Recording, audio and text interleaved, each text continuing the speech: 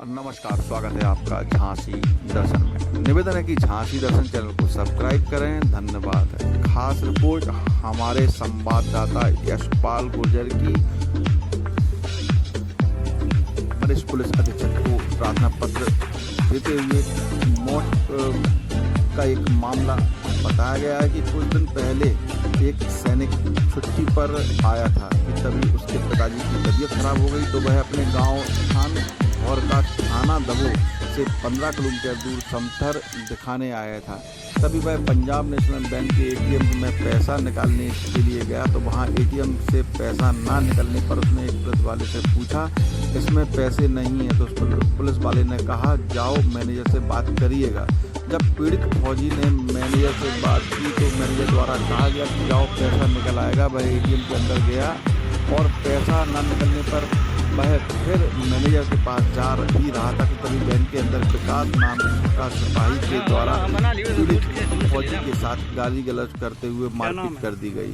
जब फौजी के द्वारा कहा गया कि वह फौज में तैनात हुई, सिपाही के द्वारा आई कार्ड मांगा गया, तो फौजी ने आई कार्ड न दिखाकर कैंटीन कार्ड दिखाया। तभी सिपाही विकास द्वारा थाना अध्यक्ष विकेश सुधीर पवार को बताया गया कि एक फौजी है।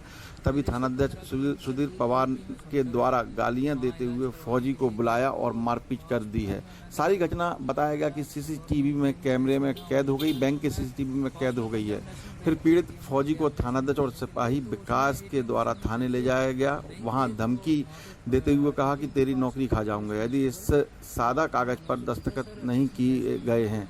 तो पीड़ित फौजी ने सादा कागज पर दस्तखत कर दिए और थाने से बाहर आया। फिर फौजी के द्वारा क्षेत्र अधिकारी के यहाँ गुहार लगाने का काम किया। अब वहीं वरिष्ठ पुलिस अधीक्षक के ऑफिस में भी आज प्रार्थना पत्र देते हुए फौजी ने बताया कि वह देश का रक्षा करने वाला है और दर भटक रहा है। जब हम ही को सम्मान नहीं मिल रहा है तो फिर कैसे काम चलेगा। एक और सरकार द्वारा आदेश दिया गया कि हर जगह फौजी का सम्मान करना चाहिए, लेकिन समतल पुलिस के द्वारा फौजी के साथ लात जूतों के द्वारा सम्मान किया गया। अब देखना होगा कि क्षेत्राधिकारी के द्वारा क्या कार्रवाई की जाती है या फिर वरिष्ठ पुलिस अधीक्षक के यहाँ से क्या कार्रवाई की जाती है, या मामले को ठंडे बस्ते में डालकर शांत कर दिया जाएगा। तो मैंने कहा, सर गाली मत दीजिए, मैं भी फौजी हूँ सर आपकी तरह।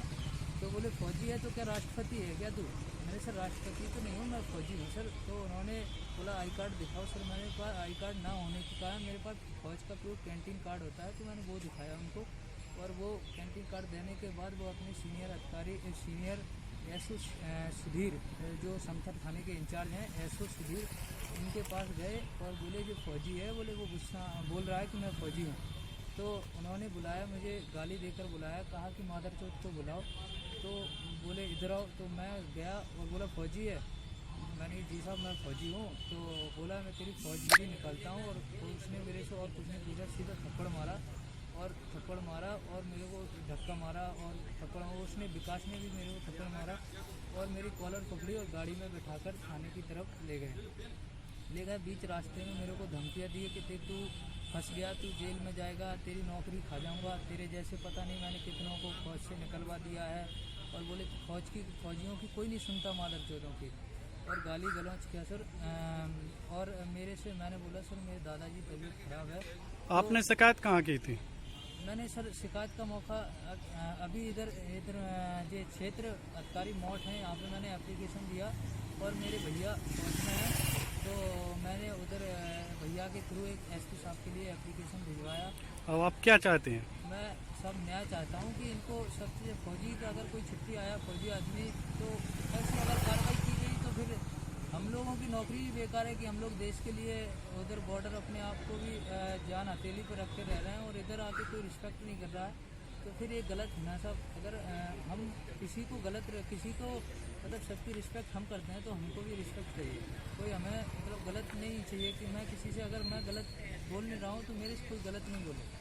तो मैं सर बीच रास्ते में उनको मेरे को ले जाके उधर थाने में बंद कर दिया। और फिर मेरे को नहीं पता, मैं बहुत रिक्वेस्ट किया कि सर मुझे जाने दो, मेरी कोई गलती नहीं है।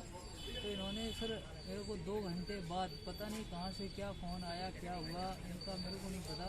फिर बाहर आने के बाद मेरे से ब्लैंक पेपर पे लिखवाया कि अपनी गलती एक्सेप्ट करो कि गलती मेरी। तो ये सब पूरी घटना बैंक के अंदर सीसीटीवी कैमरे में? बैंक के अंदर ही हुई और बाहर धमकियाँ दी, बाहर कुछ नहीं बोला और बस धमकी दी कि मैं तेरी नौकरी खा जाऊंगा। तो तेरे को सीसीटीवी कैमरे की फुटेज वगैरह? फुटेज वगैरह सीसीटीवी कैमरे की है। मैं बैंक में गया था तो उन्होंने कहा कि अपने अधिकारी से वो साइन करवा के लाइए, मैं सीसीटीवी कैमरा दे दूँगा। और उन्होंने ये भी कहा, लोगों से भी वहाँ पे बातचीत हो रही थी कि इस लड़के की कोई गलती नहीं है। तो वहाँ पे भी बताया सर, अगर मेरी कोई गलती होती तो सर मेरे को थाने में रखते अंदर।